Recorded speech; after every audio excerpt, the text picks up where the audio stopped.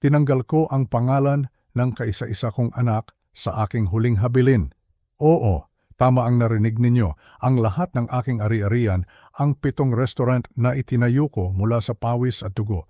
Ang bahay na ito na puno ng alaala ng kanyang ina, lahat ng pinaghirapan namin ni Teresita sa loob ng halos 40 taon, ay hindi na mapupunta sa kanya.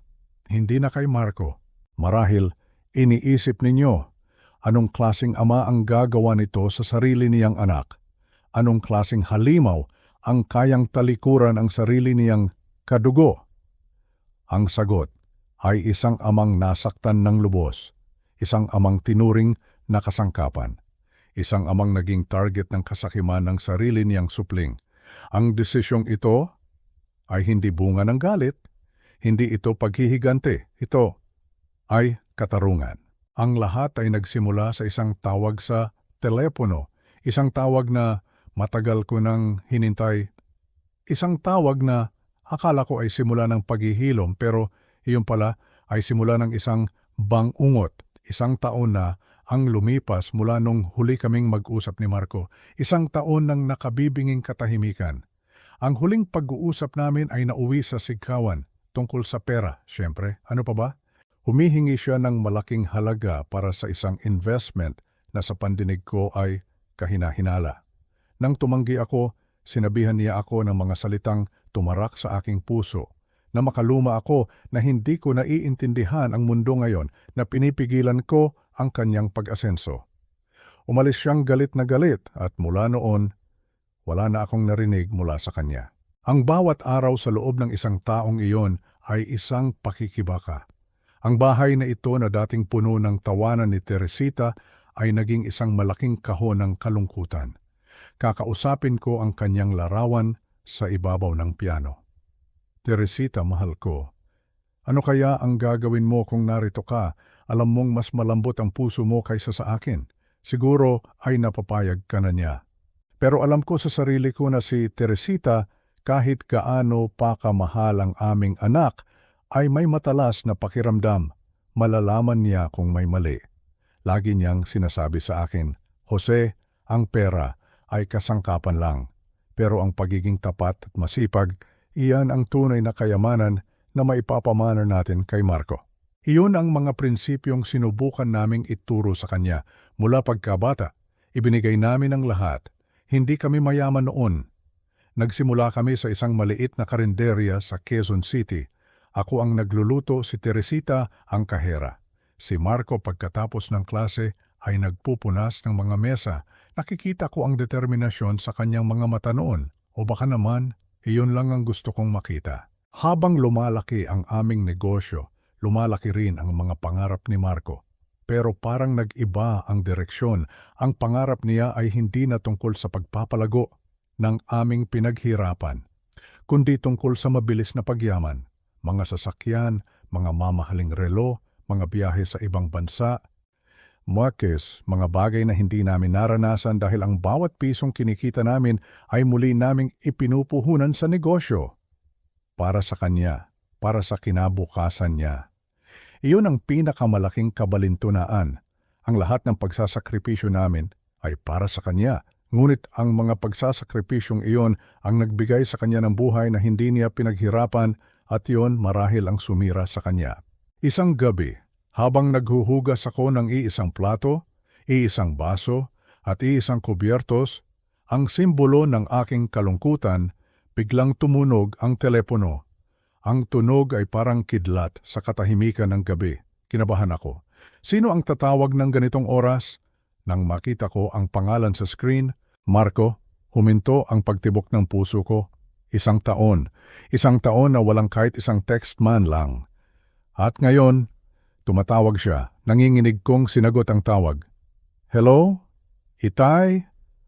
Ang boses niya sa kabilang linya ay mahina, puno ng pagsisisi, o iyon ang akala ko. Itay, si Marco po ito, hindi ako nakapagsalita. Ano ang sasabihin mo sa isang anak na isang taon kang tinalikuran? Itay, alam ko po, matagal na, masyadong matagal na, patawad po. Ang salitang patawad ay parang musika sa aking pandinig. Ang salitang matagal ko nang gustong marinig. Nag-uusap po kami ni Isabela, patuloy niya. Tinutukoy ang kanyang asawa. Na-realize po namin kung gaano ka namin namimiss.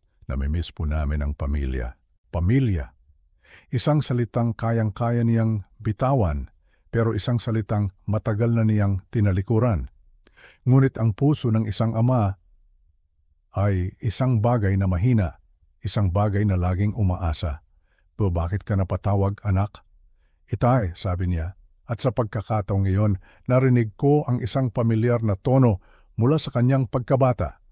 Ang tono kapag may kailangan siya, kapag may gusto siyang hingin. Pero binaliwala ko ito. Nagluluto po si Isabela ng kaldereta, yung paborito ninyo. Naisip po namin, baka po gusto ninyong sumama sa amin para maghapunan ngayong gabi, para po makapag-usap tayo, para magkaayos na po tayo. Sawa na po akong ganito tayo, itay, ang paborito kong kaldereta.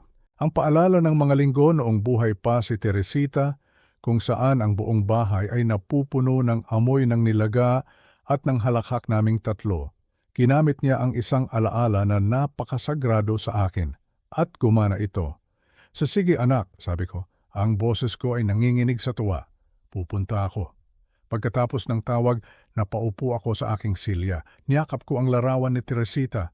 "Narinig mo ba yon, mahal ko? Uwi na ang anak natin. Magkakaayos na kami."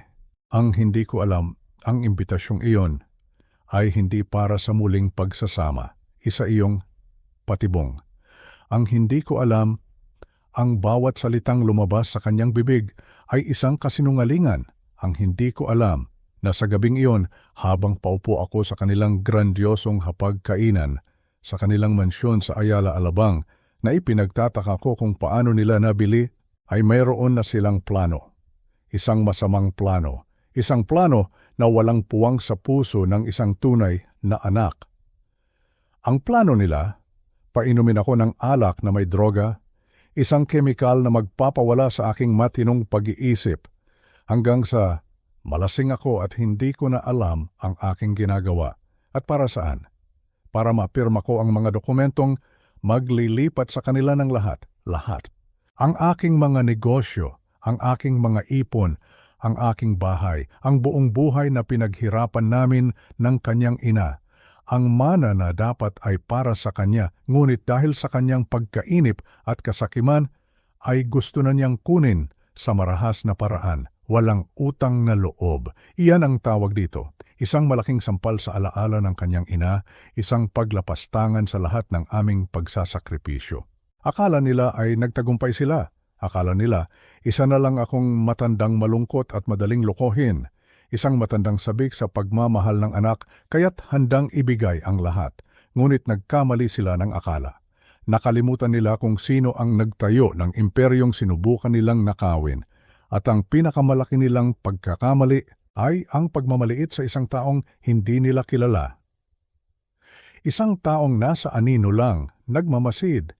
Isang taong nakakita sa kanilang kasamaan at nagpasyang kumilos. Dahil sa gitna ng kanilang perpektong plano, isang text message ang dumating sa aking telepono. Isang mensahe mula sa isang estranghero. Isang mensaheng nagligtas sa aking buhay at sa aking kinabukasan. Sabi sa text, "Tumayo ka at umalis. Huwag kang magsasabi ng anuman sa iyong anak." At iyon mismo ang ginawa ko. At nang malaman ko ang buong katotohanan, hindi ako tumakbo, hindi ako nagtago, hinarap ko sila. 30 minuto ang lumipas mula nang tumakas ako, at ang mga pulis na ang kumakatok sa kanilang nagniningning na pinto.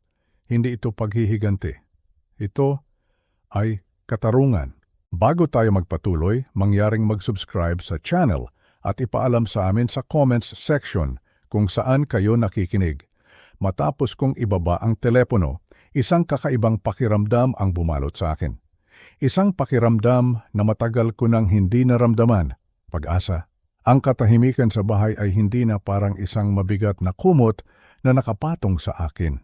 Sa halip, ito'y naging isang espasyo ng pananabik. Ang bawat tiktak ng lumang orasan sa dingding ay parang nagbibilang pababa tungo sa isang bagong simula. Sa wakas, Teresita, bulong ko sa hangin, magkakaayos na kami ng anak mo? Nagmadali akong umakyat sa aming silid, ang aming kwarto. Ang hangin dito ay amoy pa rin ng pabango ni Teresita, ang kanyang paboritong Chanel No. 5 na nakatayo pa rin sa kanyang tukador na parang isang monumento. Binuksan ko ang aking aparador, nilampasan ang mga pang-araw-araw na damit at mga lumang sweater hanggang sa mahanap ko ang isang navy blue na suit na nakabalot pa sa plastik. Ang suit na ito, may sarili itong kwento. Ito ang isinuot ko noong graduation ni Marco sa kolehiyo. Naalala ko pa ang ngiti ni Teresita nang bilhin niya ito para sa akin. Kailangan mo ng magandang damit para sa mahahalagang okasyon, Jose, sabi niya. At ang pagtatapos ng ating anak ay napakahalaga. Suot ko rin ito sa mga anibersaryo namin, sa mga importanteng pagpupulong at suot ko rin ito sa kanyang libing. Ang suit na ito ay saksi sa pinakamasasaya at pinakamalungkot na sandali ng aking buhay. At ngayong gabi, sasaksihan nito ang isa na namang mahalagang yugto, ang muling pagbubuklod ng aming pamilya. Habang naghahanda ako, tinitingnan ko ang aking refleksyon sa salamin. Kailan pa ako tumanda ng ganito? Ang mga linya sa paligid ng aking mga mata ay lumalim at ang pilak sa aking buhok ay nangingibabaw na. Mapapansin kaya ito ni Marco? Makikita kaya ni Isabela kung gaano ako naging malungkot? Hinabot ko ang aking aftershave, ngunit ang mga mata ko'y napadako sa bote ng pabango ni Teresita. Hinawakan ko ito sandali, isang mabilis na pagdampi. May mga alaala na napakahalaga para hiramin. Bago umalis, pumili ako ng isang bote ng lumang brandy mula sa aking maliit na koleksyon. Isang handog pangkapayapaan, isang bagay na magsisilbing tulay sa pagitan ng mga nakaraang sakit at mga pag-asa sa hinaharap. Nang mag-vibrate ang aking telepono, ito na ang text ni Marco, ang address. Ayala, Alabang, napakalayo sa aking simpleng tahanan sa Quezon City. Tumawag ako ng Grab at habang naghihintay, sumilip ako sa bintana. Ang mga pamilyar na tanawin ng aming kapitbahayan ay unti-unting nilalamon ng dilim. Kumaway si Aling Nena mula sa kabilang kalsada at kumaway ako pabalik. Gumaan ang aking pakiramdam. Baka ngayong gabi na ang simula ng lahat. Dumating ang Grab at habang umaandar kami palayo sa aking tahanan, pinanood ko ang pagbabago ng tanawin. Ang mga pamilyar na kalye ng Quezon City ay napalitan ng malalawak na highway. Ang mga highway ay napalitan ng mga kalsada na may maayos na taniman. At ang mga kalsada ay napalitan ng mga suburb na may perpektong damuhan. Ang mga bahay ay lumalaki, ang mga bakod ay tumataas. Para akong pumasok sa ibang mundo, isang mundo ng yaman at pribilehiyo. Napakagandang lugar ng Alabang, sabi ng driver, marahil ay napansin ang aking pagkamangha. Maraming matatagumpay na tao dito. Bibisitahin ko ang aking anak, sagot ko. May halong pagmamalaki sa aking dibdib sa kabila ng aking pagkalito kung paano na kayang manirahan ni Marco sa ganitong lugar. Ang huling pag-uusap namin ay tungkol sa pera na kailangan niya. Ngayon, nakatira siya sa isa sa pinakamamahaling lugar sa Pilipinas. Huminto ang sasakyan sa harap ng isang bahay na tila kinuha mula sa isang magazine. Napakalaki nito. May mga haliging bato, mga bintanang mula sahig hanggang kisame, at isang hardin na mas malaki pa sa lote ng bahay ko. May isang fountain pa sa gitna ng paikot na driveway kung saan may dalawang kumikinang na sasakyan. Isang Mercedes at isang BMW. Napatulala ako. Ito ba talaga ang bahay ng anak ko? Ang anak kong humingi sa akin ng pera 1 taon na ang nakalipas. Bumaba ako sa sasakyan na parang lumulutang. Ang aking mga sapatos, bagamat makintab, ay mukhang luma at gastado sa malinis na semento ng driveway. Habang naglalakad ako patungo sa malaking pinto na gawa sa kahoy na nara, automatikong umilaw ang mga ilaw sa paligid. Bago pa man ako makalapit sa doorbell na gawa sa tanso, bumukas na ang pinto. Isang babae ang sumalubong sa akin. Nasa katanghali ang gulang na siya, may mabait na mga mata at nakasuot ng uniforme ng isang kasambahay. Magandang gabi po, bati niya. Kayo po si Mr. Jose, di po ba? Ako po si Maria. Hinihintay na po kayo ni na Sir Marco at Ma'am Isabela. May kakaiba sa kanyang ngiti. Tila ito tunay, ngunit may isang kislap sa kanyang mga mata na mabilis na nawala. Isang kislap ng pag-aalala o baka babala. Pinaliwala ko ito. Baka guni-guni ko lang. Pumasok ako sa loob at halos mapanganga ako. Ang sahig ay gawa sa marmol na kumikinang. May isang malaking hagdanan na paikot na papunta sa ikalawang palapag na parang eksena sa isang pelikula. May mga chandelier na gawa sa kristal na nagbibigay ng mainit na liwanag sa mga painting sa dingding na mukhang orihinal at napakamahal. Ang hangin ay mabango dahil sa mga sariwang bulaklak sa isang malaking florera. Itay! Ang boses ni Marco ay umalingaw-ngaw mula sa loob. Lumabas siya mula sa isang pasilyo at ang hitsura niya ay parang isang modelo.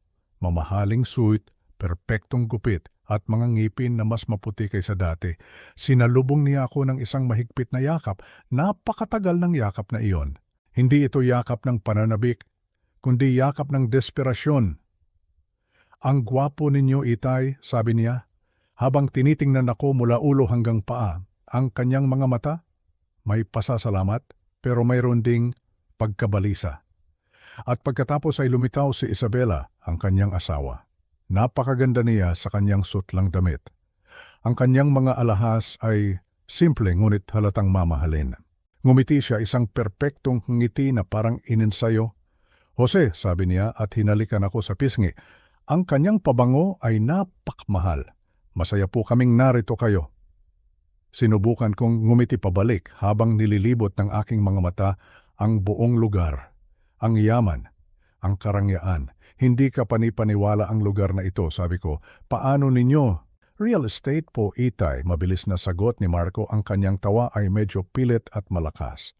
Timing lang po sa market. Swerte lang po. Itay, may kung anong mali sa tono niya. Pero bago pa man ako makapagtanong, kinuha na ni Isabela ang aking braso. Halika po, ihatid na namin kayo. Maria, pakikuha na lang po ang coat ni Mr. Miller. Ibinigay ko ang aking coat, ang pinakamaganda kong coat, na ngayon ay mukhang basahan sa lugar na ito. Tinanggap ito ni Maria na may isa na namang ngiting may halong lungkot. Pagkatapos ay nawala siya sa isang pinto na marahil ay isang coat closet na kasinlaki ng aking buong kwarto. Dala ko pala ito, sabi ko. Iniaabot ang bote ng brandy. Nagningning ang mga mata ni Marco. Wow, Itay. Napakasarap nito. Hindi na po sana kayo nag-abala, pero salamat po. Tinapik niya ang aking balikat na may siglang parang pilit. Ang bawat galaw nila, ang bawat salita, parang isang palabas, isang perpektong inihandang dula. At ako ang panauhing pandangal at ang biktima. Ngunit sa sandaling iyon, hindi ko pa ito alam. Ang alam ko lang ay ang pagkalito sa pagitan ng pag-asang hatid ng kanilang imbitasyon at ng hindi maipaliwanag na kaba na dala ng kanilang kakaibang mundo. Dinala nila ako sa dining room. Kung ang foyer ay nakamamangha, ang lugar na ito ay parang isang eksena mula sa isang royal na palasyo. Isang mahabang mesa na gawa sa mahogany, sapat para sa 12 tao kahit na 4 lang kami. Ang mga plato ay gawa sa porselana na may gintong gilid. Ang mga kubyertos ay kumikinang na pilak. At ang mga baso ay gawa sa kristal na sumasalamin sa liwanag mula sa isa pang chandelier sa itaas. Ang amoy ng kaldereta na niluluto ay pumuno sa hangin, isang pamilyar na amoy sa isang hindi pamilyar na lugar. Napakaganda, bulong ko habang hinahaplos ang makinis na ibabaw ng mesa. Ang pinakamahusay lang para sa family reunion, diba Itay? Sabi ni Marco habang hinihila ang isang upuan para sa akin sa kabisera ng mesa. Si Isabela ay umupo sa aking kaliwa at si Marco naman sa aking kanan. Ang posisyon nila ay sinadya para akong napapaligiran.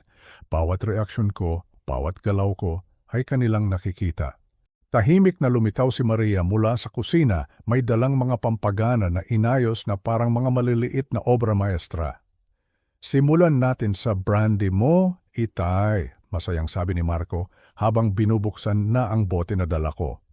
Ang kulay amber na likido ay kumikinang habang isinasalin niya ito sa mabibigat na baso ng kristal. Naglagay siya ng mas maraming alak sa baso ko kaysa sa karaniwang kong iniinom. Itinaas ni Isabela ang kanyang baso ng alak na may kilos na parang pang-artista. Para sa pamilya, sabi niya, ang kanyang ngiti ay perpekto para sa pagpapatawad at mga bagong simula. Para kay Mama Teresita, dagdag ni Marco, at sa pagkakataong iyon, ang kanyang boses ay tila totoong nanginginig. Gugustuhin niyang magkakasama tayo ng ganito. Ang mga salitang iyon, ang pagbanggit sa aking yumaong asawa, ang siyang nag-alis ng aking mga pagdududa. Uminom ako. Ang init ng brandy ay kumalat sa aking dibdib. Siguro ay nag-overthink lang ako. Siguro ay masaya lang talaga sila na makita ako. Ikwento ninyo po sa amin ang tungkol sa mga restaurant, sabi ni Isabela, na may tila tunay na interes. Sabi po ni Marco, itinayo ninyo ang isang imperyo mula sa wala. Masyadong malaking salita ang imperyo, sabi ko, habang humihigop ulit. Nagsimula akong maging mas relax. Sipag at tiwala lang sa mga tao, laging sinasabi ni Teresita, ituring ang mga empleyado na parang pamilya at ang mga customer na parang mga kaibigan. Huwag po kayong magpakumbaba, itay. Muling pinuno ni Marco ang aking baso bago ko pa man mapansin na naubos na pala ito. 7 na po ang branch ninyo ngayon, kahit sino ay hahanga doon. 7. Alam niya, kahit sa gitna ng aming pananahimik, sinusubaybayan pa rin pala niya. Isang mainit na pakiramdam ang lumukob sa aking dibdib. Baka nga nag-aalala pa rin siya sa akin. Inihain ni Maria ang sopas, isang masarap na lobster bisque sa isang eleganteng mangkok. Napansin ko na bahagyang nanginginig ang kanyang mga kamay nang ilapag niya ito sa harap ko. Isa na namang paalala kung gaano kalayo ang narating namin mula sa aming simpleng kusina sa Quezon City. Naisip na po ba ninyo ang pagre-retiro? Kaswal na tanong ni Isabela habang hinihiwa ang kanyang tinapay na may perpektong galaw. Mag-relax na lang po kayo. Ang mga restaurant ang nagpapanatili sa aking abala. Ito ang pinagsamahan naming itayo ni Teresita. Bawat sulok ng mga lugar na iyon ay may bakas ang kanyang mga kamay. Napansin kong mas madalas na akong umiinom kaysa sa dati. Ang kombinasyon ng mabuting kasama at masarap na alak ay nagpapaluwag sa aking mga depensa. Nagkatinginan si Marco at Isabela. Isang tingin na puno ng kahulugan, nagpanggap akong hindi ko ito nakita. Pero hindi po kayo maaaring magtrabaho magpakailanman, malumanay, nasabi ni Marco. Naisip na po ba ninyo ang tungkol sa succession planning? Ang mga legal na papeles para sa hinaharap? Ang tanong ay kakaibang partikular, pero ang alak ay nagpapagaan sa lahat ng bagay. Isang araw sa isang pagkakataon, anak. Isang araw sa isang pagkakataon. Inihain ni Maria ang pangunahing putahe, ang kaldereta, at ang amoy nito ay eksaktong katulad ng resipe ni Teresita. Paano nalaman ni Isabela? Ilang beses lang kaming nagsalo sa pagkain sa loob ng 5 taon. Perpekto ito, sabi ko sa kanya, at nagsasabi ako ng totoo. Eksaktong tulad ng luto ng aking asawa. Ang ngiti ni Isabela ay parang ipininta. Gusto ko po kasing maging espesyal ang gabing ito para ipaalala sa inyo na ang pamilya ay nag-aalaga sa pamilya. Habang kumakain kami, patuloy si Marco sa pagkukwento tungkol sa kanyang mga ventures. Ngunit ang mga detalye ay nanatiling malabo at pangkalahatan. Si Isabela naman ay patuloy sa pagtatanong tungkol sa operasyon ng aking negosyo. Mga profit margin, halaga ng mga property, mga supplier. Para akong nasa isang business meeting, hindi sa isang family dinner. Ang silid ay umiinit. Ang ulo ko ay mas magaan kaysa sa dapat. 2 baso lang ng brandy, ngunit parang 6 na ang nainom ko. Siguro dahil sa masarap na pagkain at sa kaligayahan ng muling pagkikita. Iyon ang sinasabi ko sa aking sarili. Sumulyap si Marco sa kanyang relo nang akala niya'y hindi ko nakikita. Sinusubaybayan ni Isabela ang bawat lagok ko na parang isang bartender. Ang bawat galaw ni Maria ay puno ng kaba. May kung anong mali. May isang maliit na boses sa aking isipan na sumisigaw. Ngunit nilulunod ito ng alak at ng aking pagnanais na maniwala sa kanilang pagkukunwari. Ang lahat ay parang isang panaginip. Parang pinapanood ko ang sarili ko mula sa labas. Kailan pa ako naging ganito kahina sa alak? Kinuha ko ang aking telepono mula sa bulsa. Ang branch sa Queens noong nakaraang buwan lang nagbukas. Siguradong matutuwa si Teresita kung gaano kainit ang pagtanggap ng komunidad sa amin. At doon nangyari iyon. Habang kinukuha ko ang telepono, nag-vibrate ito sa aking palad.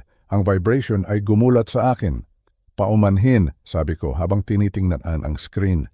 Ngunit ang numero ay hindi pamilyar. Isang lokal na area code, ngunit wala sa aking mga kontak. Kumunot ang aking noo. Ang mga emergency sa restaurant ay galing sa mga pamilyar na numero. Muling nag-vibrate ang telepono, mas mapilit. Ayos lang po ba, Itay? Tanong ni Marco. Ang kanyang pag-aalala ay tila labis-labis. Isang hindi pamilyar na numero lang. Tinakpan ko ang screen gamit ang aking panyo dahil sa isang instinct na hindi ko maipaliwanag. At pagkatapos ay lumitaw ang text message sa malalaking titik na parang isang sigaw, "Tumayo ka at umalis na. Huwag kang magsasabi ng anuman sa iyong anak." Nanlamig ang aking dugo. Ang mga salita sa screen ng telepono ay parang mga nagbabagang uling na sumunog sa aking mga mata. Pinasa ko ito ulit at ulit. Baka namalikmata lang ako. Baka epekto na ito ng alak, ngunit hindi. Ang mga salita ay nanatiling pareho, malinaw, direktang-direkta at nakakatakot. Tumayo ka at umalis na. Huwag kang magsasabi ng anuman sa iyong anak. Ang eleganteng dining room ay biglang parang umikot. Hindi ko masabi kung dahil ba ito sa pagkabigla o dahil sa brandy na nagpapabigat sa aking ulo.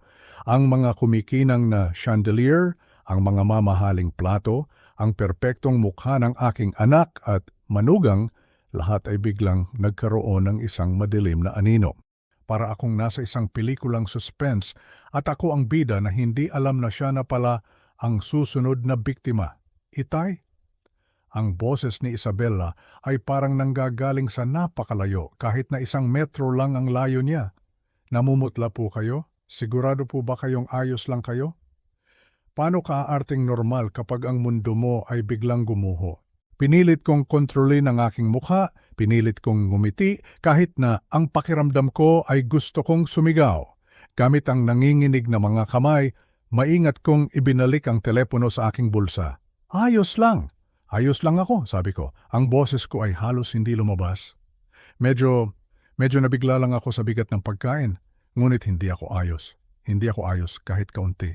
May isang taong hindi ko kilala na may hawak ng aking pribadong numero. Alam niya kung nasaan ako at nararamdaman niyang kailangan niya akong bigyan ng babala. Babala tungkol saan? Tungkol kay Marco? Tungkol sa perpektong gabing ito na biglang naramdaman na isang detalyadong produksyon sa teatro. Ang baso ng brandy sa aking kamay ay sumasalamin sa liwanag ng chandelier. Ang kulay amber na likido ay umiikot habang nanginginig ang aking mga daliri. Kailan pa ako naging ganito kahilo? Hindi dapat ganito kalakas ang epekto ng 2 baso sa akin, lalo na't kumain ako ng marami. Baka po kailangan ninyo ng tubig, mungkahi ni Isabella habang agad na sumisenyas. Si Maria? Si Maria ba ang tinatawag niya?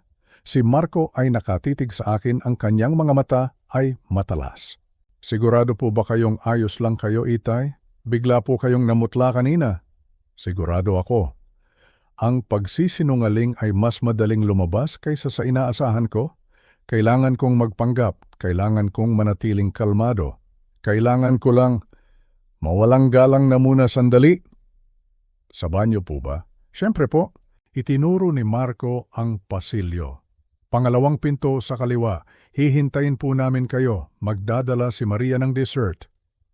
Maingat akong tumayo, sinusubukan ang aking balanse, bahagyang umindayog ang silid, ngunit nagawa kong maglakad ng normal patungo sa pasilyo. Sa aking likuran, narinig ko ang mahinang boses ni Marco at Isabella na nag-uusap na may tunong nag-aalala. O baka naman, nag-uusap sila dahil nasisira na ang kanilang plano. Ang pasilyo ay mahaba, pinalamutian ng mamahaling sining at malumanay na ilaw. Ang pangalawang pinto sa kaliwa, sabi ni Marco, ang banyo. Ngunit sa halip na lumiko sa kaliwa, may isang malakas na puwersa sa loob ko na nagtulak sa akin na dumiretso. Dumiretso patungo sa isang pinto na mukhang pasukan ng kusina. Ang mensaheng iyon ay nag-aalab sa aking isipan.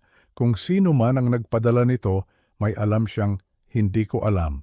Nararamdaman niyang nasa sapat akong panganib para isugal ang kanyang sarili sa pagbibigay ng babala sa isang estranghero. Si Maria ay nakatayo sa isang napakalaking lababo, metodikong naghuhugas ng mga kristal na baso.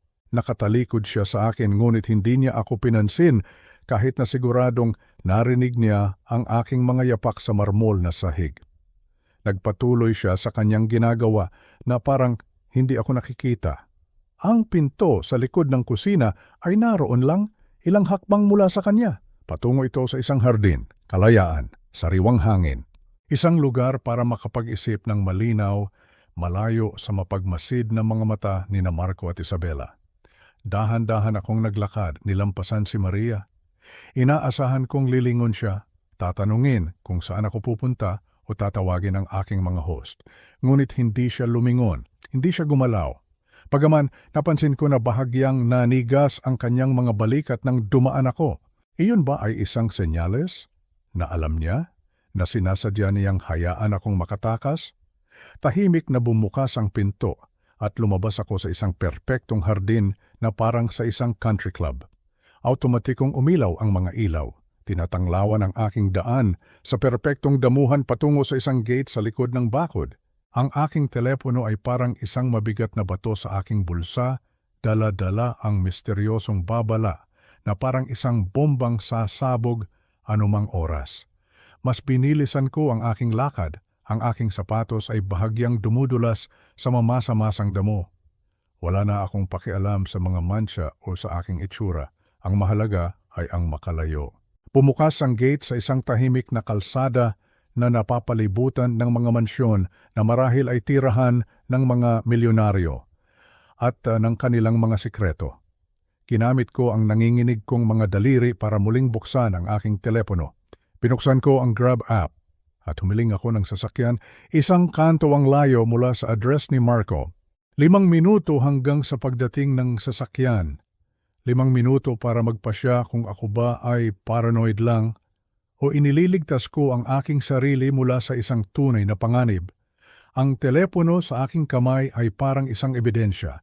Ebidensya ng isang sabuatan o ng aking sariling kabaliwan. Hindi ko mas nakatayo ako sa dilim ng tahimik na kalsada.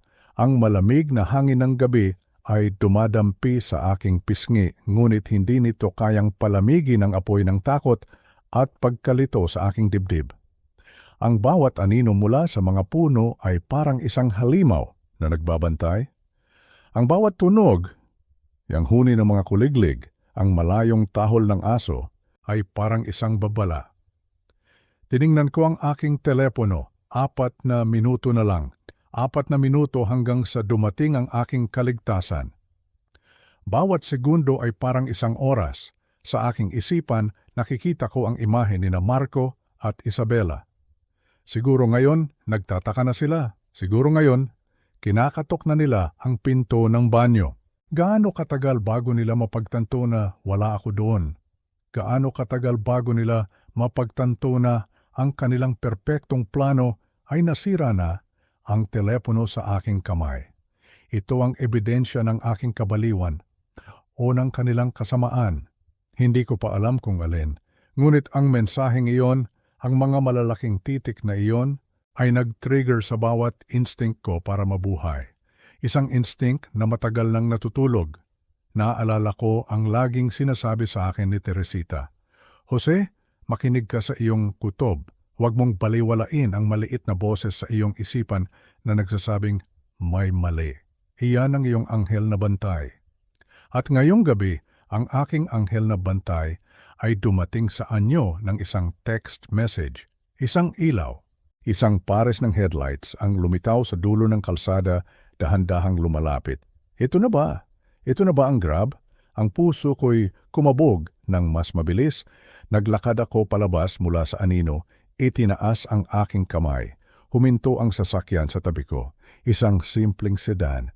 Pinuksan ko ang pinto sa likod at mabilis na pumasok, parang isang takas na kriminal.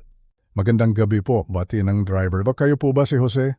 "Oo, ako nga," sagot ko. Ang boses ko'y halos hindi marinig. Sinubukan kong pakalmahin ang aking paghinga. "Saan po tayo, sir? Sa Quezon City po ba?" "Oo." Sa Quezon City, kumpirma ko, habang nakatingin sa labas ng bintana sa mansyon na ngayon ay parang isang kulungan na gawa sa ginto.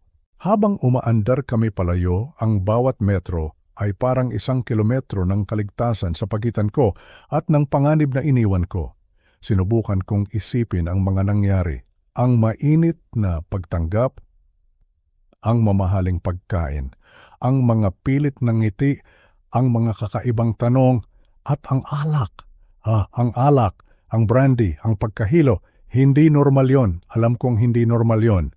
Nang medyo malayo na kami, kinuha ko ulit ang aking telepono. Ang aking mga daliri ay nanginginig pa rin. Tinitigan ko ang numero na nag-text sa akin. Isang hindi pamilyar na numero. Sino ka? Bakit mo ako tinulungan? Mayroon akong 1,000 tanong at mayroon lang isang paraan para malaman ang sagot. Gamit ang lahat ng aking lakas ng loob, pinindot ko ang call button. Nagring ito ng 2 beses. Ang bawat ring ay parang isang martilyo na pumupukpok sa aking dibdib. Paano kung hindi niya sagutin? Paano kung isang maling numero lang ito? Paano kung nababaliw na talaga ako? Pagkatapos, may sumagot. Isang boses, hindi malakas, hindi mahina, maingat, isang boses na sadyang kinawang neutral. Inaasahan kong tatawag ka sa numerong ito. Ang boses, pamilyar, ngunit hindi ko matukoy. Sino ka? Tanong ko. Ang boses ko'y magaspang. Bakit mo ako binigyan ng babala? Isang mahabang katahimikan. Maririnig ko ang paghinga sa kabilang linya. Hindi ko maaaring sabihin kung sino ako, sa wakas ay sabi ng boses. Ngunit kailangan mong malaman na nasa matinding panganib ka ngayong gabi. Imposible, sabi ko. Kahit na ang aking puso ay sumisigaw ng kasinungalingan, nag-dinner lang ako kasama ang aking anak, isang family reunion. Isa pang katahimikan mas mabigat kaysa sa nauna, at pagkatapos, ang mga salitang sumira sa aking mundo. Ang iyong anak ay may utang na 135 milyong piso. 135 milyong piso, 135 million pesos. Ang halaga ay umalingaungaw sa aking isipan. Isang halaga na hindi ko kayang maunawaan. Ang driver ng Grab ay sumulyap sa akin sa rearview mirror. Marahil ay nagtataka kung bakit ang kanyang pasahero ay biglang natahimik sa gitna ng isang pag-uusap. Hinawakan ko ng mas mahigpit ang telepono. Ang mga salita ay parang mga suntok. Imposible, ulit ko, ngunit ang aking boses ay walang lakas, walang paninindigan. Naalala ko ang huling pagtatalo namin, ang investment opportunity na hinihingan niya ng pera. Iyon ba yon? Sugal ba yon? Isinanla niya ang lahat para tustusan ang kanyang utang sa sugal. Patuloy ng boses, kalmado, metodiko, na lalong nagpatakot sa akin. Mga illegal na casino, high-stakes poker, pagpusta sa sports, sa mga loan shark na may organisasyon, binigyan siya ng 2 linggo para magbayad o haharapin niya ang matinding parusang pisikal. Ang aking kamay ay kagyat na napahawak sa door handle na para bang makakatakas ako sa impormasyong ito kung tatakas ako sa umaandar na sasakyan. Sa labas ng bintana, ang mga mamahaling bahay ng Alabang ay dumadaan na parang mga multo, mga perpektong damuhan na nagtatago ng mga hindi perpektong sikreto. Umalis sa hapunan. At dito na ibinagsak ng misteryosong tumawag ang bomba. Ang brandy na dinala mo ay may halong zetrolium. Zetrolium, isang pangalan na hindi ko pa narinig.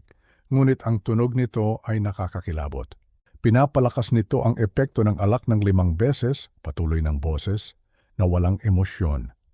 Ginagawa kang madaling mapasunod, madaling maimpluwensyahan.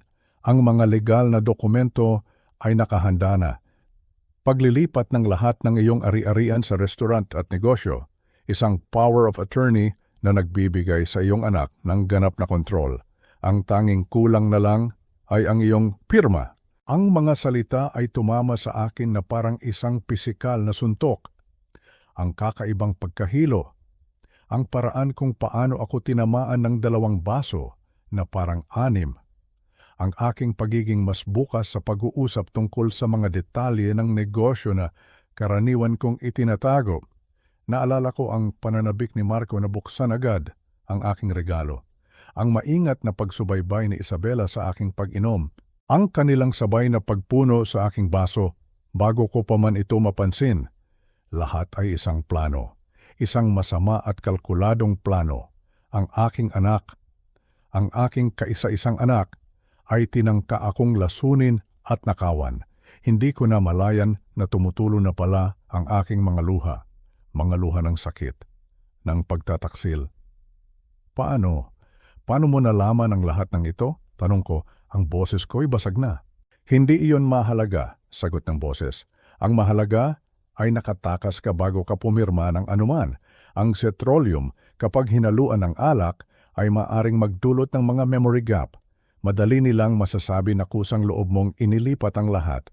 Nilaro kong muli ang mga pangyayari sa aking isipan. Ngayon ay may bagong nakakatakot na konteksto. Ang bawat toast, ang bawat punong baso, ang bawat strategic na paghawak, lahat ay dinisenyo para pabagsakin ang aking depensa. Hindi gagawin ng anak ko iyan, bulong ko, ngunit ang protesta ay namatay sa aking lalamunan.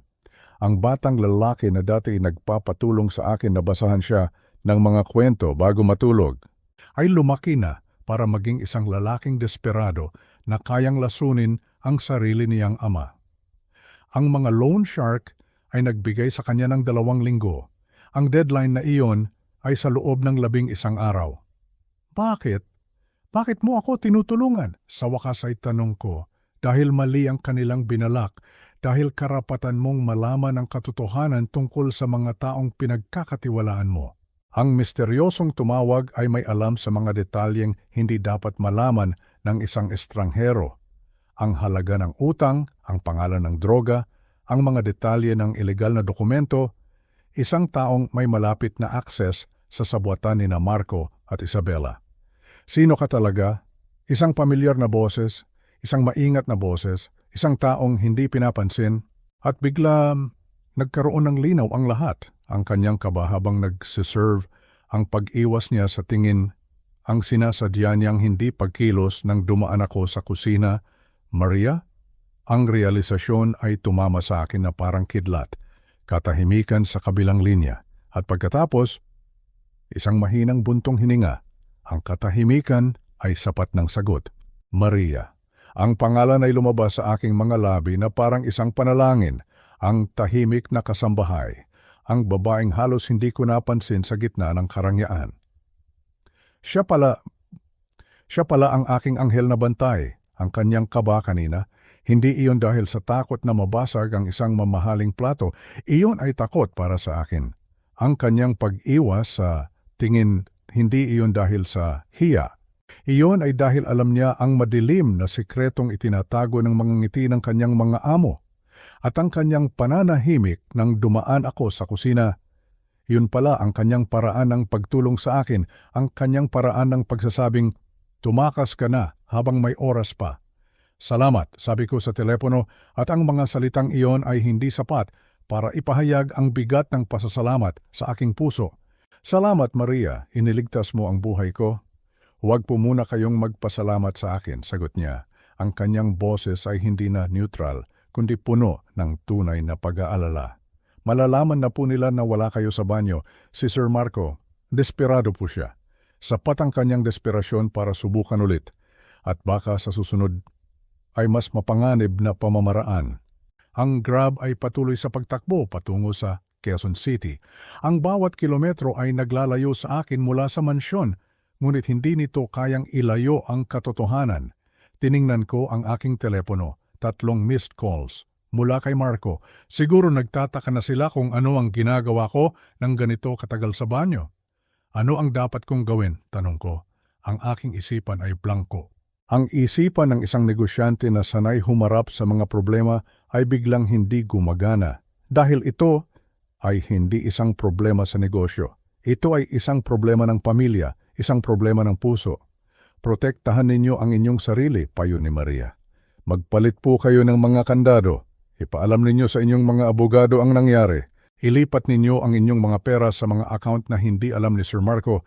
Alam po niya ang pasikot-sikot ng inyong negosyo, ang bawat kahinaan, ang bawat routine.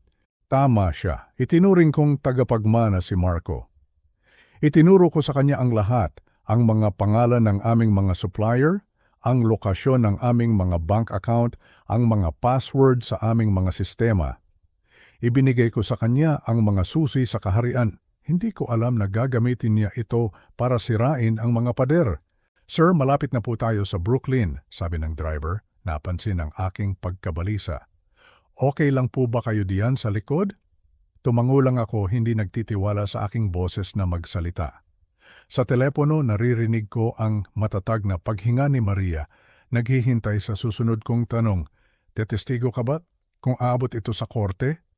Isang mahabang katahimikan. Hindi ko po kaya, malungkot niyang sagot. Ngunit ang katotohanan ay may paraan para lumabas, lalo na kung may mga taong maghuhukay nito ng malalim. 3 pang missed calls ang lumitaw sa aking screen. Ang panik ni Marco ay siguradong tumitindi na.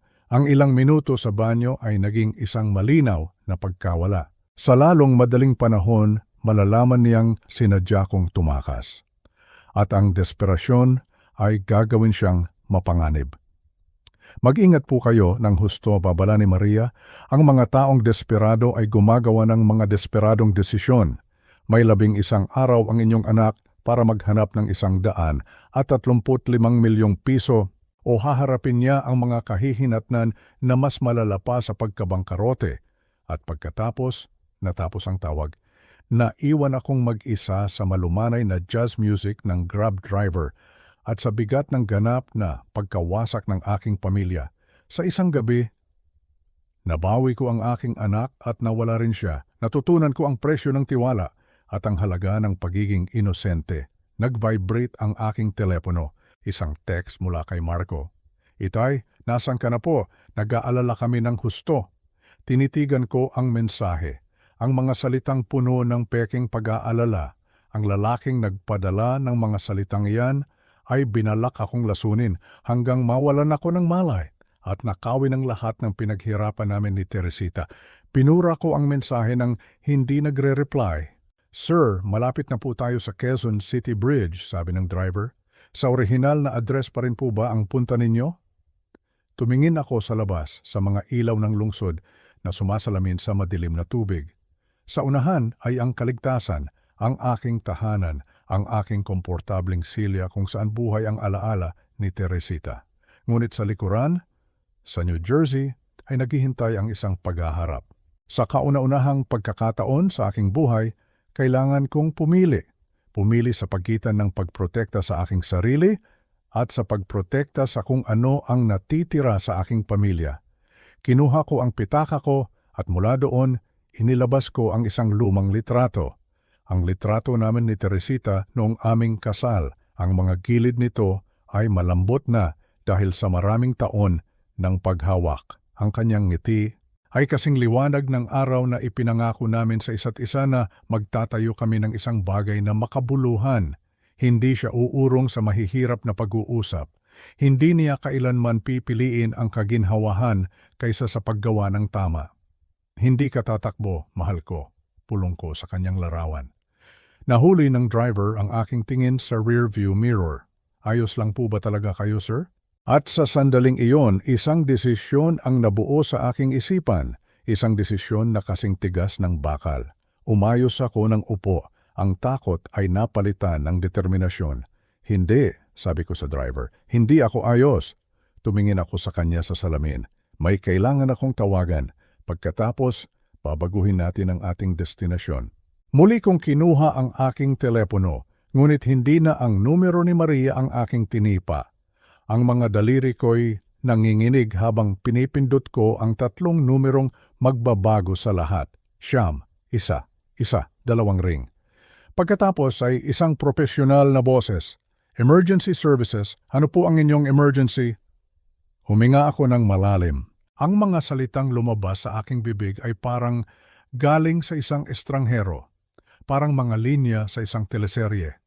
Ang pamilya ko ay sinusubukang lasunin ako para sa pera, katahimikan sa kabilang linya.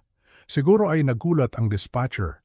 Araw-araw, nakakatanggap sila ng mga tawag tungkol sa pagnanakaw, aksidente, sunog. Pero isang ama na inaakusahan ang sarili niyang anak ng pagtatangkang paglason, iyon ay isang bagay na hindi pangkaraniwan. Mayroon akong ebidensya, patuloy ko, ang aking boses ay nagiging mas matatag sa bawat salita. At naroon pa rin sila sa lokasyon, kasama ang mga nakahandang legal na dokumento. Sir, kayo po ba ay nasa panganib sa kasalukuyan?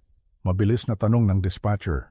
Hindi sa ngayon, ngunit kailangan ko ng mga pulis sa 247 Elmwood Drive, Ayala, Alabang, New Jersey. Babalik ako doon para kumuha ng ebidensya. Sir, sabi ng dispatcher, ang kanyang boses ay puno ng pag-aalala. Mahigpit ko pong ipinapayo na huwag na kayong bumalik sa lokasyong iyon hanggang naintindihan ko ang panganib, putol ko sa kanya. Ang larawan ni Teresita ay nakatitig pa rin sa akin. Ang kanyang mga mata ay may parehong ekspresyon na suot niya kapag kailangan kong maging mas matapang kaysa sa aking nararamdaman. Ngunit kung hindi ako babalik, sisirain nila ang ebidensya at susubukan nila itong muli sa ibang tao naman. Mabilis na sunod-sunod ang mga tanong ng dispatcher, ang uri ng lason, ang bilang ng mga suspek, kung may mga armas. Sinasagot ko ang lahat ng may kalinawan at detalye. Ang aking utak negosyante ay muling gumana, mga malinaw na katotohanan, mga partikular na detalye, impormasyon na maaaring aksyonan. Papunta na po ang mga pulis. Tinatayang darating sila sa loob ng 20 minuto. Salamat, sabi ko at ibinaba ang tawag. Humarap ako sa driver na kanina pa tahimik na nakikinig sa buong pag-uusap. Ang kanyang mga mata ay malaki sa pagkabigla. Baguhin natin ang plano, babalik tayo sa Alabang. Sir, sabi niya, ang kanyang boses ay puno ng pag-aalala. Mukhang galit na galit po kayo. Baka po dapat pag-isipan ninyo muna ito. Tumingin ako sa kanyang mga mata sa salamin. Hindi ito isang padalos-dalos na desisyon. Minsan, kailangan mong pumili sa pagitan ng pagiging ligtas at sa paggawa ng tama. Walang imik na inikot ng driver ang sasakyan sa susunod na U-turn slot. Ang biyahe pabalik ay ibang-iba sa nauna. Kanina ang bawat metro ay distansya mula sa panganib. Ngayon ang bawat metro ay paglapit sa paghaharap. Ang mga ilaw sa kalye ay hindi na nagpapaliwanag sa aking pagkalito, kundi sa aking determinasyon. Ang bawat kilometro ay naglalapit sa akin sa pagharap sa anak na pinalaki ko, sa pamilyang pinagkatiwalaan ko. Sa kinabukasang kailangan kong muling itayo mula sa simula. Ang boses ni Teresita ay parang bumubulong mula sa litrato. Ang pamilya ay nangangahulugan ng pagsasabi ng katotohanan kahit na masakit. 20 minuto. Iyon ang bintana ng oras ko. Kailangan kong makabalik bago pa man sila magpasyang tumakas o itapon ang ebidensya. Habang papalapit kami sa Alabang, ang puso ko'y kumakabog na parang isang tambol. Ito na ba talaga? Ito na ba talaga ang gagawin ko? Sisirain ko ang aking pamilya para iligtas ang aking sarili at marahil ang iba pa. Nang lumiko kami sa kalsada ni Marco, nakita ko sila, mga sasakyan ng pulis. Papalapit mula sa kabilang direksyon. Patay ang kanilang mga ilaw, ngunit hindi maikakaila ang kanilang presensya. Dito na lang sa kanto, sabi ko sa driver. Hintayin mo ako, baka medyo magtagal ito. Walang problema sir, mag-iingat po kayo. Bumaba ako sa sasakyan. Ang paglalakad pabalik sa paikot na driveway na iyon ay parang paglalakad patungo sa aking sariling bitayan. Ang perpektong labas ng mansyon ay isang maskara. Isang magandang maskara na nagtatago ng isang kalkuladong kasamaan. Isang desperadong pagtataksil.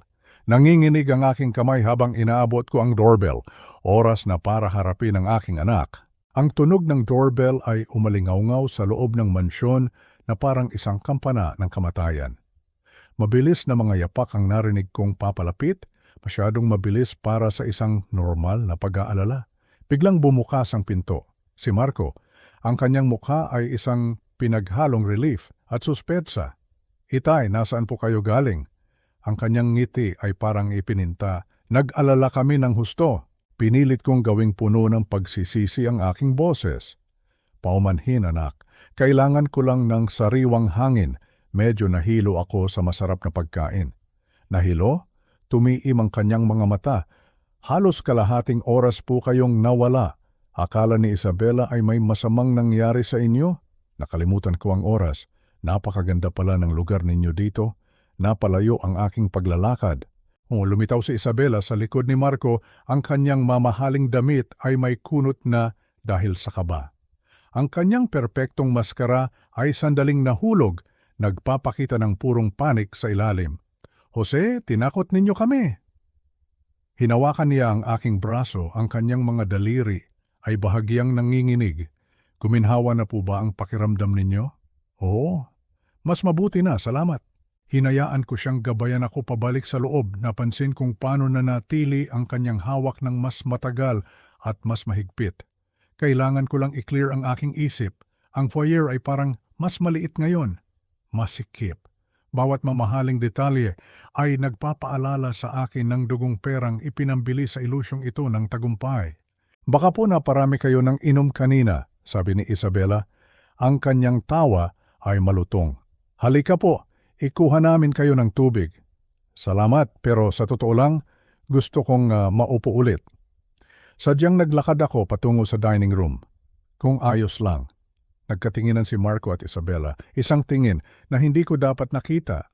Ang kanilang sabay na reaksyon ay parang ininsayo, parang mga aktor na nakalimutan ang kanilang linya. Siyempre po, Itay, sabi ni Marco, kahit ano pong kailangan ninyo. Ang dining room ay nagbago. Mabilis na inayos habang wala ako. Ang mga papel na marahil ay nakakalat sa mesa kanina ay wala na. Naupo ako muli sa aking upuan sa kabisera ng mesa at tulad ng dati, pinalibutan nila ako. Ang mga baso ng kristal ay inalis na, ang mga plato ay nakasalansan na, ngunit ang tensyon sa hangin ay halos nahihipo. Sana po ay hindi ninyo mamasamain, maingat na sabi ni Isabela. Naglinis po kami ng kaunti. Ayaw po naming mapagod si Maria. Napakabait ninyo, sabi ko. Nagtataka kung anong ebidensya ang itinago nila habang wala ako.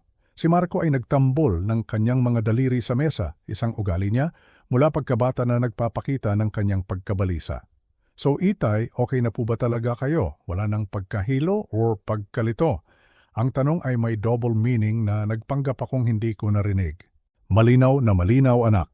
Ang sariwang hangin ay nakagawa ng milagro. Sumandal si Isabela na may kalkuladong pag-aalala. Alam ninyo po, ang masasarap na pagkain ay iba-iba ang epekto habang tumatanda tayo. Baka po, sa susunod, mas magaan na lang ang ating planuhin sa susunod na parang may susunod pa pagkatapos ng gabing ito. Ngunit ang gabi ay hindi pa tapos. Ang kanilang desperasyon ay lumalabas na sa mga siwang ng kanilang pag-arte. At nararamdaman ko na ang gabi ay papalapit na sa kanyang kasukdulan. Biglang tumayo si Marco. Itay, mag-toast tayo ng huling beses bago matapos ang gabi.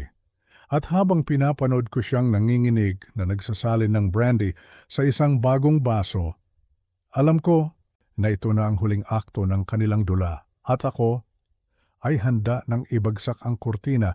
Ang mga kamay ni Marco ay halos hindi mapansing nanginginig habang nagsasalin siya ng brandy sa mga bagong baso ng kristal. Pinanood ko ang bawat galaw niya. Ang kanyang likod ay nakaharap sa akin, ngunit nakikita ko ang kanyang refleksyon sa salamin ng cabinet ng alak. Nakita ko kung paano siya nagtagal sa aking baso, kung paano siya may idinagdag na isang likido na kakaiba ang kislap sa ilalim ng ilaw ng chandelier, ang zetrolium, ang lason, ang simbolo ng kanyang pagtataksil. Alam kong may 20 minuto ako. 20 minuto bago dumating ang mga pulis. At sa loob ng 20 minutong iyon, kailangan kong gampanan ang pinakamahirap na papel sa aking buhay. Ang papel ng isang mapagmahal ngunit walang kamalay-malay na ama. Alam mo ba, anak, sinimulan ko, ang aking boses ay sinadya kong gawing kalmado at puno ng nostalgia. Gusto kong ikwento sa iyo ang araw na ipinanganak ka, Marco. Bahagyang nanigas ang kanyang mga balikat, huminto siya sa kanyang ginagawa. Itay, ang sweet naman po niyan, sabi niya, hindi lumilingon, pero baka po dapat mag-toast muna tayo. Masyadong masarap ang brandy na ito para hayaang uminit. Mahalaga ito, anak. Pagpapatuloy ko habang komportabling sumasandal sa aking silya. Ang aking mga kamay ay payapang magkapatong sa ibabaw ng mesa. Sa ilalim ng mesa, ang aking mga daliri ay mahigpit na nakakuyom. Ang iyong ina, 14 na oras siyang naglabor, ang pinakamahabang araw ng aking buhay. Si Isabela na nakaupo sa aking tabi ay ngumiti ng pilit. Isang ngiting hindi umabot sa kanyang mga mata. Jose, mawawala po ang lasa ng brandy kung maghihintay tayo ng matagal. Hindi po ba't pwede tayong uminom habang nakikinig? Pasensya na, Hija. May mga kwentong hindi dapat minamadali. Pinanood ko si Marco habang dahan-dahan siyang lumilingon, dala-dala ang 2 baso. Ang kanyang mukha ay isang maskara ng pagkukunwari, ngunit ang kanyang mga mata ay hindi makapagsinungaling. Puno ito ng takot, puno ito ng pagkabalisa. Dahan-dahan siyang naglakad patungo sa mesa. Napansin ko ang bahagyang latak na umiikot sa aking baso nang tamaan ito ng ilaw. Iyon na iyon, ang ebidensya. Inilapag niya nang maingat ang aking baso sa harap ko, tinitiyak na makikita ko ang dami ng alak na inilagay niya. Ang sarili niyang baso ay mas kaunti ang laman at malinaw na malinaw, walang anumang kakaibang butil. Nasaan na nga ba ako? Sabi ko na parabang malilimutin na ako. Oo. Kumbinsido ang iyong ina na may mali dahil masyadong matagal ang kanyang labor. Itinaas ko ang aking baso na parang sinusuri ang kulay ng brandy. Dinala ko ito malapit sa aking ilong na parang inaamoy ang aroma nito. Pero patuloy na sinisigurado sa amin ng doktor na normal ang lahat. Ngunit ang iyong ina, mayroon siyang instinct sa mga ganitong bagay. Lagi niyang alam kung mayroong hindi tama. Napakagandang kwento po, sabat ni Isabela. Ang kanyang ngiti ay lalong nagiging pilit. Ang kanyang mga daliri ay naglalaro sa kanyang sariling baso, ngunit hindi siya umiinom. Ngunit siguradong umiinit na po ang toast na iyan. Mas masarap po ang mga kwento ng pamilya kapag may kasamang masarap na brandy.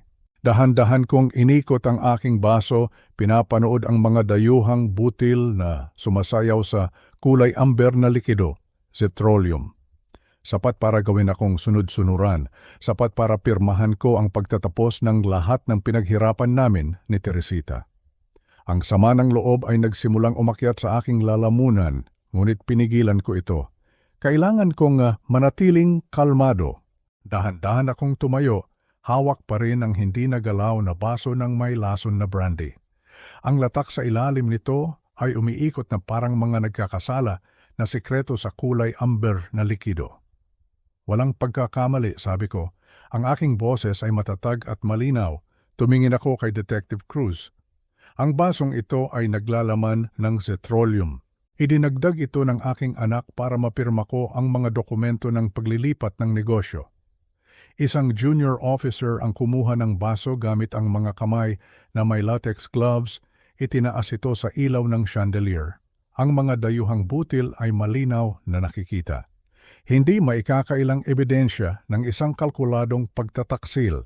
Sir, ang pagtatangkang paglason ay may parusang 8 hanggang 12 taon na minimum na sentensya. Ipinaalam ni Detective Cruz kay Marco habang hinihigpitan ng posas. Ang pagsasabuatan at pang-aabuso sa nakatatanda ay may karagdagang panahon pa. Ang mga tuhod ni Marco ay bahagyang nanghina. Ang kanyang mga pangarap ng karangyaan ay biglang napalitan ng mga rehas na bakal. 12 taon? Bulong niya, ang kanyang mga mata ay nanlalaki sa takot. Pero ang mga loan shark, papatayin nila ako kung hindi ako magbabayad sa loob ng 11 araw. Namutla ang mukha ni Isabela. Marco, tumahimik ka, huwag ka nang magsalita pa, ngunit huli na ang lahat. Si Marco ay wala na sa matinong pag-iisip. Ang kanyang utak ay puno na ng purong takot. Itay, hindi ninyo po naiintindihan. Binalaan nila akong babaliin ang mga binti ko. Tapos, papatayin ako. Wala po akong pagpipilian. Tumingin ako sa kanya, hindi na may galit, kundi may isang malalim na kalungkutan. May mga pagpipilian ka, anak, mahinahon kong sagot. Lagi kang may mga pagpipilian. Pinili mo ang sugal kaysa sa pamilya. Pinili mo ang krimen kaysa sa matapat na trabaho. At ngayong gabi, pinili mong lasunin ang sarili mong ama kaysa harapin ang mga kahihinatnan ng iyong mga ginawa. Nagkatinginan ang mga pulis. Marami na silang narinig ng mga desperadong dahilan, ngunit ang pagtatangkang pagpatay sa sariling ama dahil sa utang sa sugal ay isang bagay na partikular na nakakabagabag. Isabella Miller, sabi ng junior officer, arestado ka rin bilang kasabwat. Hindi! Ang kanyang perpektong manicure na mga kuko ay kumalmot sa gilid ng mesa. Wala po akong binalak, pinilit lang po ako ni Marco na tumulong. Biktima rin po ako. Ang ekspresyon ni Detective Cruz ay nagsasabing narinig na niya ang depensang iyan ng maraming beses. Ma'am, ipinapakita po ng ebidensya na kayo ang nagsaliksik sa mga gusto ng biktima at nakilahok sa plano ng paglalason. Habang dinadala sila palabas, lumingon si Marco sa akin. Ang kanyang mga mata ay may huling desperadong pagtatangkang manipulahin ako. Itay, paano po ninyo nagawa ito sa sarili ninyong pamilya? Madudurog po ang puso ni Mama. Ang pagbanggit niya sa pangalan ng kanyang ina sa sandaling ito ay isang malaking insulto. Mas pinahalagahan ng iyong ina ang katapatan kaysa sa kaginhawahan. Matatag kong sagot, at hinding-hindi niya patatawarin ang sinubukan mong gawin ngayong gabi. Mula sa kusina, lumitaw si Maria. Ang kanyang propesyonal na maskara ay tuluyan ng nahulog, nagpapakita ng isang pinaghalong kasiyahan at kalungkutan. Nakita niyang naghari ang hustisya, ngunit naiintindihan niya ang halaga nito sa isang pamilya. Ang mansyon ay biglang natahimik. Ang tanging maririnig na lang ay ang malayong tunog ng mga pintuan ng sasakyan na sumasara at mga makina na umaandar. Ang mga asul at pulang ilaw mula sa mga sasakyan ng pulis ay nagpinta sa mamahaling dingding ng mga kulay ng kahihinatnan. Naiwan akong mag-isa sa dining room, ang lugar kung saan sinubukan ng aking pamilya na wasakin ako. Naramdaman ko ang presensya ni Teresita na parang isang mainit na kamay sa aking balikat. Alam ko na gagawin din niya ang parehong desisyon. Ang nabasag na kristal ay nakakalat sa marmol na sahig. Ang may lason na brandy ay kumalat na parang natapong dugo. Isang paalala kung gaano ako kalapit sa pagkawala ng lahat ng aking pinaghihirapan. Nag-vibrate ang aking telepono. Isang text mula kay Detective Cruz. Ang pagproseso sa istasyon ay tatagal ng 2 hanggang 3 oras. Kakailanganin po namin ang inyong formal na pahayag. Oras na para tapusin ang aking sinimulan, oras na para tiyakin na ang katarungan ay lubusang maghahari. 3 oras. 3 oras ang ginugol ko sa loob ng istasyon ng pulisya sa Alabang. Ang hangin doon ay puno ng amoy ng desperasyon. Nakita ko sina Marco at Isabella sa magkahiwalay na selda. Ang kanilang mga mamahaling damit ay mukhang katawa-tawa sa kulay abong pader ng kulungan. Sa reinforced class, pinanood ko si Marco na pabalik-balik sa kanyang selda na parang isang hayop sa hawla. Ang kanyang mukha ay isang pinaghalong galit at pagmamakaawa. Pagkatapos kong ibigay ang aking formal na pahayag at pagkatapos ng lahat ng papeles, tumayo ako sa lobby ng istasyon, pagod na pagod. Pagod sa katawan at pagod sa kaluluwa. Nilapitan ako ng isang pulis. Handa na po ba kayong umuwi, Mr. Miller? Ihahatid na po namin kayo pabalik sa Quezon City. Ngunit bago ako sumagot, kinuha ko ang aking telepono. May isa pa akong kailangang tawagan. Isang tawag ng pasasalamat. Tinipa ko ang numero ni Maria. Nagring ito ng 2 beses bago sumagot ang isang pamilyar na boses. Hindi na nagtatago sa takot, kundi mainit at puno ng tunay na pag-aalala. Ako po si Maria Gonzalez. Kumusta po kayo, Mr. Miller? Maria. Ang pangalan niya ay nagdala ng ginhawa sa aking puso. Iniligtas mo ako, sabi ko. Ang aking boses ay puno ng emosyon. Nakita mo ang lahat at nagkaroon ka pa rin ng lakas ng loob na gawin ang tama. Hindi ko po kayang hayaan na saktan kanila, sagot niya. Mabuti po kayo sa akin habang sila ay tiningnan lang ako na parang kasangkapan. At sa sandaling iyon, sa lobby ng istasyon ng pulisya, sa gitna ng gabi, umiyak ako. Umiyak ako hindi dahil sa sakit, kundi dahil sa labis na pasasalamat para sa katapangan ng babaeng ito.